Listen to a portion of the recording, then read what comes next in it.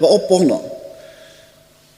Ulamolar aytishadi, Rasululloh vafot etganlaridan keyin musulmonlar o'ylab topgan eng yomon narsalardan bittasi oppoq non.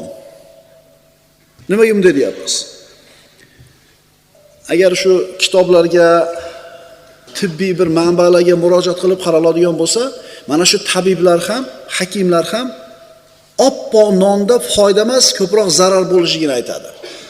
Bug'doyni po'rstlog'ida bo'lar ekan hamma foydasi. Necha xil mineral, necha xil vitamin. Biz uni tuyib, oppoq unini ichidan olamizda, po'rstlog'ini hayvonlarga berib turib, eng foydali joyini. Yelin bo'lgan, kraxmal bo'lgan narsani biz o'zimiz iste'mol qilamiz. O'shuning uchun semirib ketayotgan odamga diyetologlar diyeta qilib berayotgan paytda birinchi nimani yema deydi?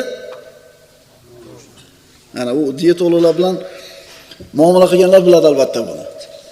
Non yemay qo'ydim deydi, hiyla deydi, o'zimga kelib qoldim deydi. Payg'ambarimiz sollallohu alayhi vasallam mana shu oppoq nonni yemaganlar, birodarlar.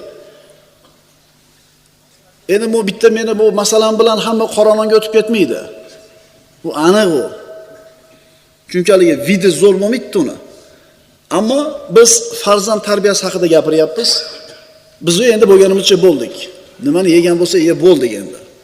Ammo farzandlarimiz o'sayotgan organizmiga nima foyda, nima zarar ekanligini biz bilaylik-da, shu narsaga ularni odatlantiraylik.